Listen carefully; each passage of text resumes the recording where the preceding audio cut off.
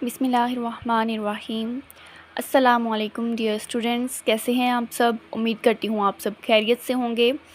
Easy chemistry channel में आज मैं आपकी खिदमत में हाज़िर हूँ एक नए लेक्चर के साथ। लेकिन लेक्चर की तरफ बढ़ने से पहले मेरी आप सबसे गुजारिश है कि मेरे चैनल इजी केमिस्ट्री को सब्सक्राइब करना मत भूलें और बेल आइकन को भी दबा दें ताकि नई आने वाली वीडियोस आप तक बआसानी पहुँच सके। तो चलिए स्टूडेंट, आज के लेक्चर का आगाज़ करते हैं। हमारे पास है जी 10th की केमिस्ट्री, ठीक है, जिसका हम लोगों ने जो है आज चैप्टर नंबर 3 स्टार्ट करना है। हमारे पास है ऑर्गेनिक केमिस्ट्री, ठीक है। हमारे पास चैप्टर का नेम कौन सा है, ऑर्गेनिक केमिस्ट्री है, ठीक है। तो सबसे पहले हम इसका जो है वो इंट्रोडक्शन देखते हैं। ऑर्गेनिक केमिस्ट्री में हमारे पास सबसे पहला जो टॉपिक है वो क्या है, इसका इंट्रोडक्शन है, ठीक है।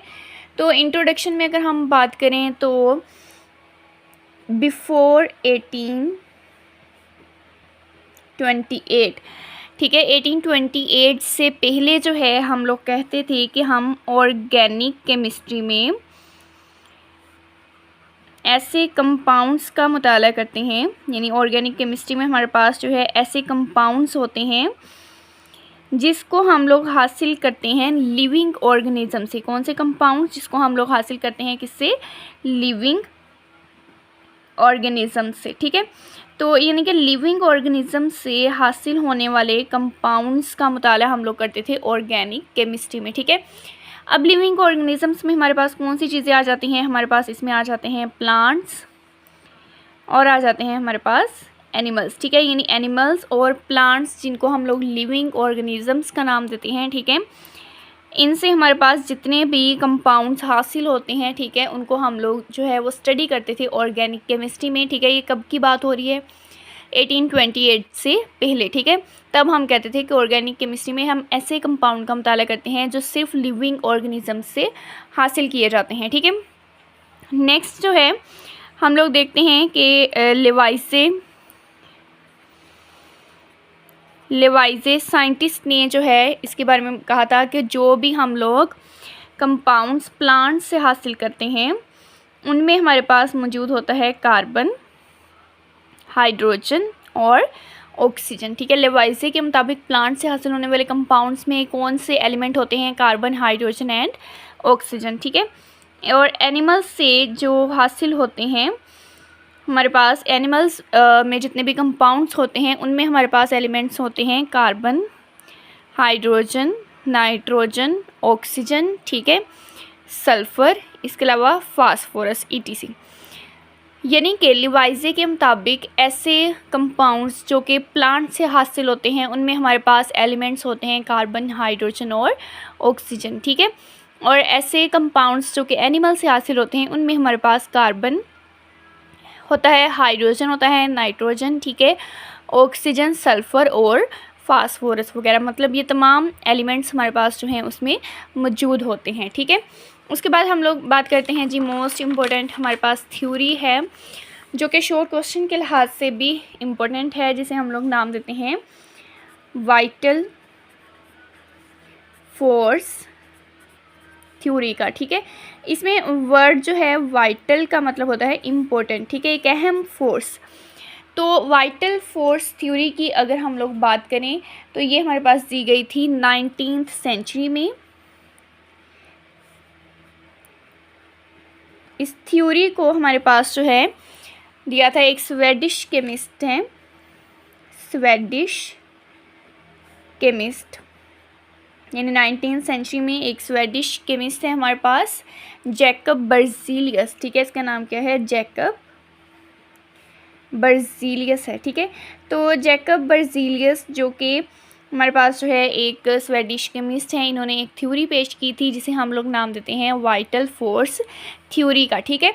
अब हम देखते हैं कि इस थ्योरी की डेफिनेशन क्या है। इस थ्योरी की डेफिनेशन देखते हैं कि इसके मुताबिक ऑर्गेनिक कंपाउंड्स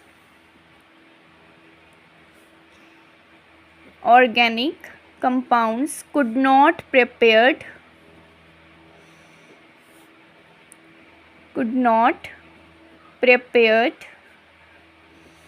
in laboratories, यानी कि ऑर्गेनिक कंपाउंड्स को हम लेबॉर्ट्री में तैयार नहीं कर सकते, ठीक है। इट इज़ प्रिपेयर्ड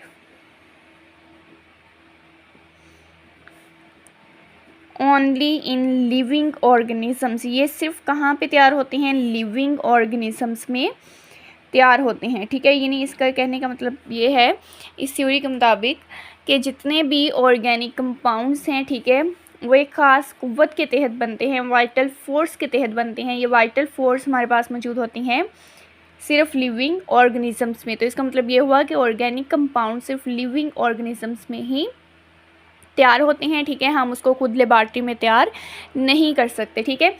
तो ये हमारे पास जो है ये most important vital force theory है, जो कि हमारे पास शॉर्ट क्वेश्चन के लिहाज से इम्पोर्टेंट है, ठीक है।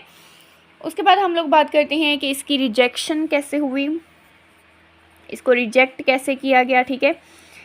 तो रिजेक्शन में हमारे पास जो है सबसे पहले जो नाम आता है वो आता है वॉलर का। वॉलर साइंटिस्ट है, ठीक है।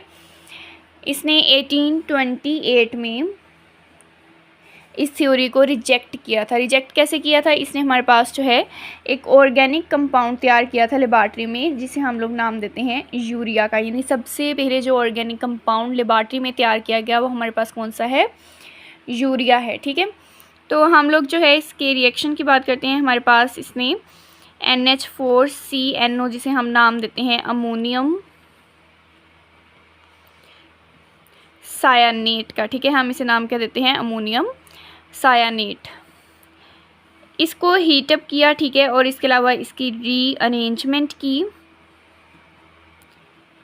जिसके नतीजे में हमारे पास जो है यहाँ पे बना NH2CO NH2, जिसे हम लोग नाम देते हैं यूरिया का, ठीक है। यानी वॉलर सबसे पहला साइंटिस्ट है जिसने रिजेक्शन की थी वाइटल फोर्स थ्योरी की। रिजेक्शन कैसे हुई थी कि इसने 1828 में एक ऑर्गेनिक कंपाउंड यूरिया तैयार किया था लेबॉरेटरी के अंदर, ठीक है। और वाइटल फोर्स थ्योरी में तो ये था कि ऑर्गेनिक कंपाउंड को हम लेबॉरेटरी में तैयार नहीं कर सकते, ठीक है। तो इस वजह से इसने वाइटल फोर्स थ्योरी को रिजेक्ट कर दिया था, ठीक है। इसने अमोनियम सायानेट यूज़ किया था, जो कि हमारे पास है इनऑर्गेनिक कंपाउंड। ये हमारे पास कौन सा है? इनऑर्गेनिक कंपाउंड, ठीक है। इसने अमोनियम सायानेट को यूज़ करते हुए हमारे पास बनाया था यूरिया, जो कि हमारे पास क्या है? ऑर्गेनिक कंपाउंड है, ठीक है। तो यहाँ पे सबसे पहले रिजेक्शन में हम लोगों ने बात की है वॉलर की, ठीक है। उसके बाद जो है सेकंड पे हमारे पास आता है,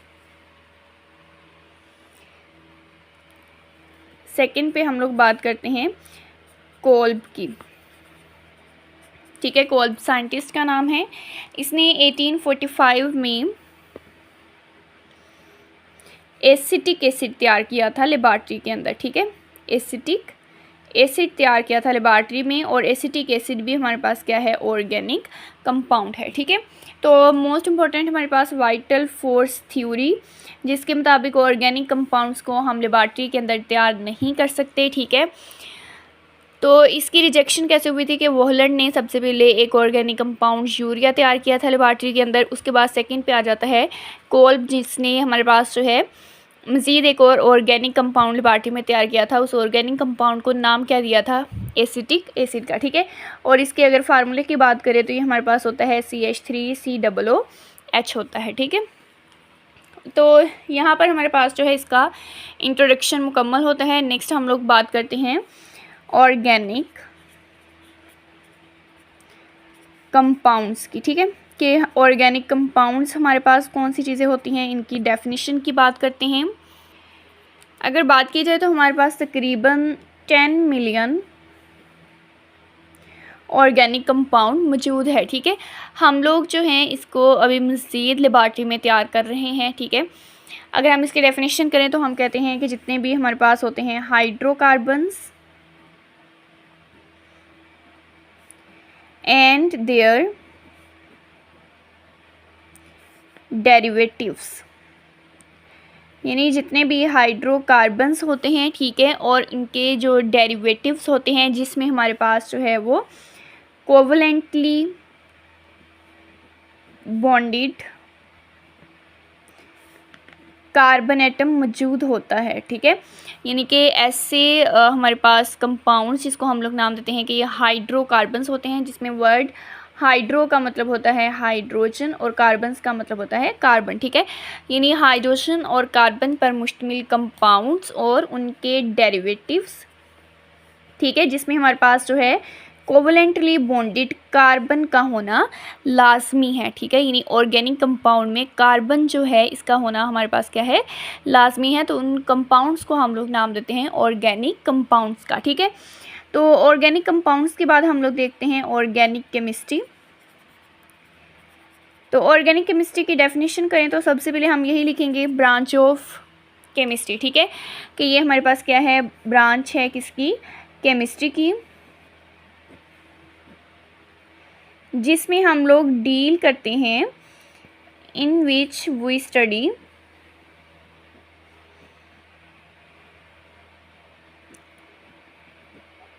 organic compounds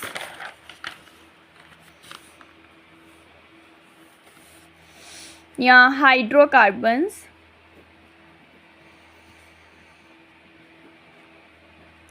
and their derivatives, जिसमें हम लोग हाइड्रोकार्बन्स और उनके डेरिवेटिव्स का मुताला करते हैं, ठीक है। हम लोग उसको नाम देते हैं ऑर्गेनिक केमिस्ट्री का, ठीक है। हाइड्रो वही हाइड्रोजन, कार्बन्स का मतलब कार्बन, ठीक है। तो केमिस्ट्री की वो ब्रांच जिसमें हम लोग हाइड्रोकार्बन्स और उनके डेरिवेटिव्स का मुताला करते हैं, ठीक है, हम उसे नाम देते हैं ऑर्गेनिक केमिस्ट्री, ठीक है। इसका मतलब ये हुआ कि हमारे पास ऑर्गेनिक केमिस्ट्री में हम कार्बन पर मुश्तमिल कंपाउंड्स का मुताला करते हैं, लेकिन हमारे पास यहाँ पर कुछ जो है ऐसे कंपाउंड्स हैं जिसमें कार्बन मौजूद है, लेकिन हम उसको ऑर्गेनिक कंपाउंड में डिस्कस नहीं करते। जैसे कि उसमें हमारे पास आ जाते हैं कुछ कार्बन के ऑक्साइड्स आ जाते हैं, ठीक है।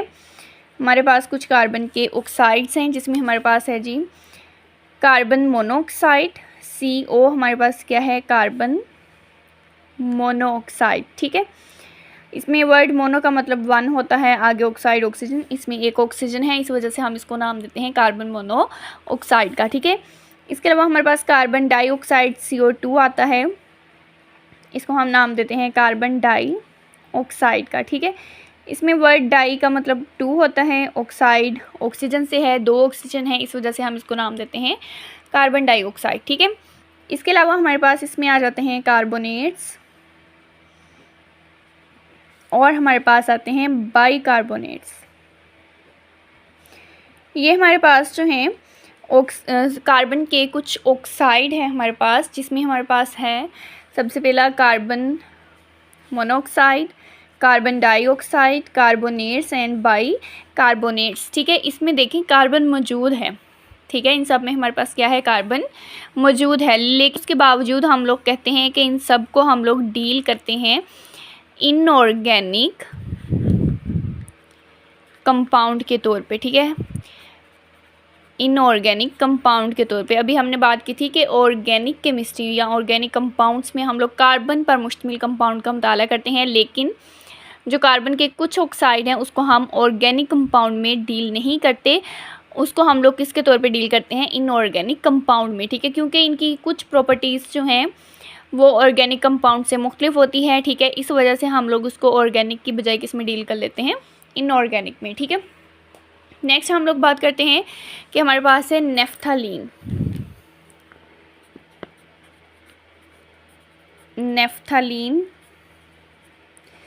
नेफ्थलीन की अगर हम बात करें तो ये हमारे पास एक ऑर्गेनिक कंपाउंड है,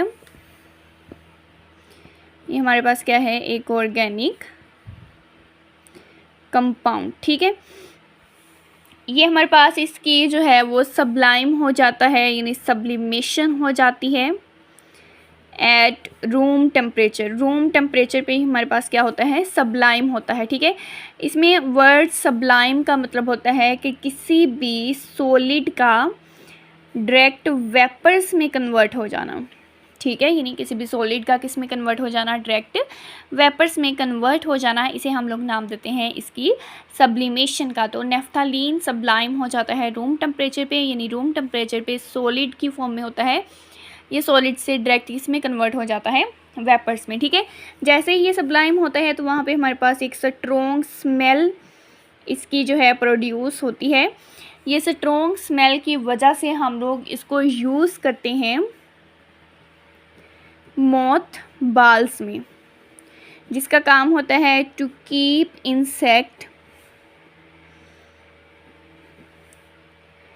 अवे फ्रॉम क्लोथ्स। क्लोथ्स से इंसेक्ट को दूर रखने के लिए, कपड़ों से इंसेक्ट वगैरह को दूर रखने के लिए हम लोग जो हैं मोथ बाल्स इस्तेमाल करते हैं। ठीक है, मोथ बाल्स असल में हमारे पास नेफ्थालीन होता है जो कि ऑर्गेनिक कंपाउंड है।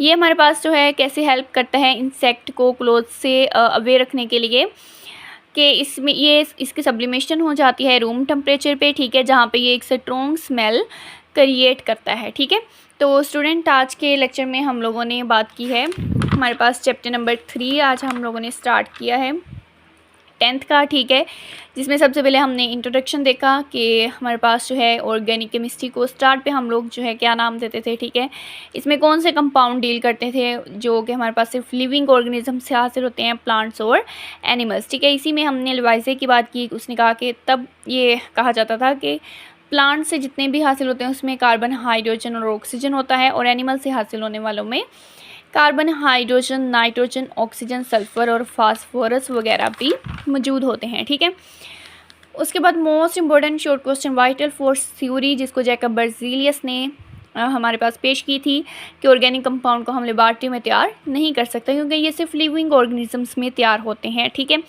लेकिन जैसे ही वोहलर ने एक ऑर्गेनिक कंपाउंड यूरिया जो है ये लेबॉरेटरी में तैयार किया, ठीक है, तो उसके बाद जो है इस वाइटल फोर्स थ्योरी को रिजेक्ट कर दिया गया। ठीक है, तो ये भी हमारे पास इम्पोर्टेंट है शॉर्ट क्वेश्चन के लिहाज से। ठीक है, कि वाइटल फोर्स थ्योरी की रिजेक्शन कैसे हुई, तो एक तो आप उसमें वोहलर का काम लिखेंगे। ठीक है, और दूसरा कोल्ब का भी बता देंगे कि कोल्ब ने भी हमारे पास सेकेंड ऑर्गेनिक कंपाउंड लेबॉरेटरी में तैयार किया था, जो हमारे पास उसका नाम क्या है, एसिटिक एसिड है। ठीक है, ऑर्गेनिक कंपाउंड होते हैं हाइड्रोकार्बन्स और उनके डेरिवेटिव्स। ठीक है, और ऑर्गेनिक केमिस्ट्री जिसमें हम हाइड्रोकार्बन्स और उनके डेरिवेटिव्स का मुताला करते हैं। ठीक है, अभी हमने बात की थी कि ऑर्गेनिक कंपाउंड जो होते हैं उसमें कार्बन का होना लाजमी होता है। ठीक है, लेकिन कार्बन के कुछ ऑक्साइड हैं जिनमें कार्बन तो मौजूद है लेकिन हम उसको ऑर्गेनिक कंपाउंड में डील नहीं करते। ठीक है, हम उनको इनऑर्गेनिक कंपाउंड में डील करते हैं क्योंकि उनकी कुछ प्रॉपर्टीज़ जो हैं वो ऑर्गेनिक कंपाउंड से मुख्तलिफ होती हैं। उसमें हमने बात की